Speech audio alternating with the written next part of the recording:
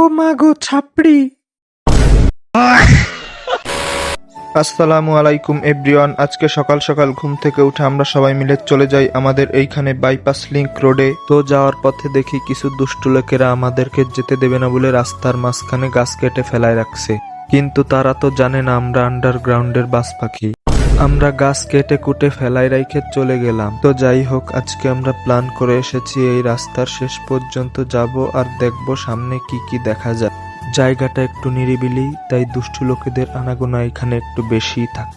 এই বলতে না বলতেই একজন দুষ্টু লোক আমাদের সামনে এসে হাজির। কিন্তু কাছে আসতে না আসতেই দেখি সে আমাদের টিমের একটা বাস পাখি।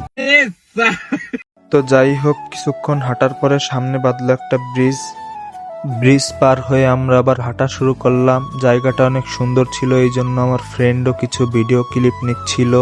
ভিডিও ক্লিপ নেওয়া হয়ে গেলে আমরা আবার হাঁটতে থাকি।